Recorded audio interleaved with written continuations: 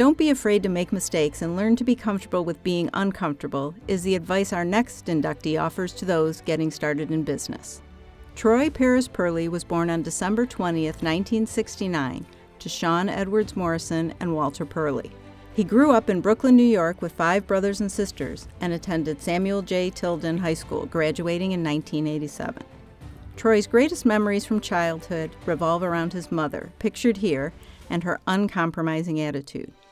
He says that she led by example, was never a follower, and has the strongest work ethic he has ever seen. Her focus on getting it done with no excuses had huge impact on his life. Troy also remarks on his father's kindness and sense of humor. He says his dad's family was from New Orleans, and it became a tradition for the Pearley men, Troy, his brothers, his dad, and his grandfather, to go to Mardi Gras together. Here we see 3 generations of Pearley men at the Mardi Gras Zulu Ball back in 1994. As a kid, Troy also cultivated a love of music, especially hip-hop. He remembers hearing Sucker MCs by Run DMC and David Bowie's Let's Dance at an 8th grade graduation party, and he was hooked. He plays alto saxophone, drums, and even DJs under the name DJ Pearl Haba. Here he is working on a set. Troy attended Brooklyn College from 1987 to 1988 and received a BS in Political Science and History from SUNY Brockport in 1992. During his time at college, he was a varsity football player, lettering 3 times. After graduation, he had plans to become a history teacher and possibly coach football.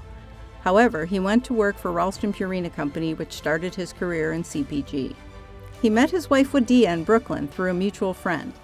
He says he asked her if she liked ice cream, and when she said yes, he saw his opening and asked her out. They married in 1998 and have 2 sons, Shane and Dane. Troy's first job in the confectionery industry was with Campbell's Soup Company's Pepperidge Farm brand in 1999.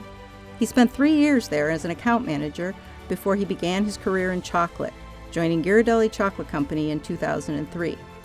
He received the company's Salesperson of the Year award in 2008.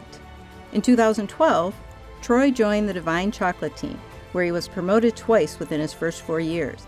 He currently holds the title of Executive Vice President and General Manager, North America. He's pictured here with some of the Divine Chocolate staff at a Sweets and Snacks Expo dinner. Troy says Divine Chocolate's business model of farmer ownership changed his perspective from just working to meaningfully working, and challenged him to attempt to make a global impact on the chocolate industry.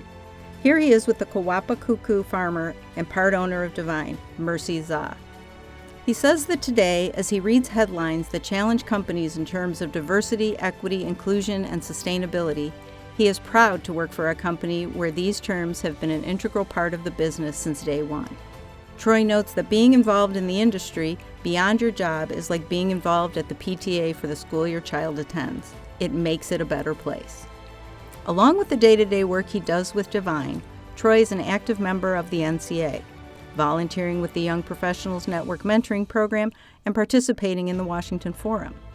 He also currently sits on the association's Board of Trustees and the Chocolate Council. He's also on the board of Fair Trade America. Troy believes that his ability to listen, lead by example, and objectively evaluate have served him well during his time in the industry. He adds that these qualities keep him engaged in matters with his customers and have allowed him to maintain a healthy work-life balance. He says that building the Divine Chocolate team and brand keeps him on his toes, adding he enjoys working on a cross-functional team for a global brand. Troy proudly points out that Divine is a social enterprise that demonstrates people and the planet do not need to be sacrificed for profit. He adds that he is proud of the evolution of the industry and his contribution to its growth. Over the next 5 to 10 years, Troy wants to be able to help his sons start their own careers and spend time traveling with his wife. As he begins to wind down his career and dedicate more time to family and hobbies, he looks forward to watching Divine Chocolate continue to grow and for fair trade to become a normal way of doing business. Ladies and gentlemen, please welcome Troy's oldest son Shane and his wife Wadia as they help us induct him into the Candy Hall of Fame.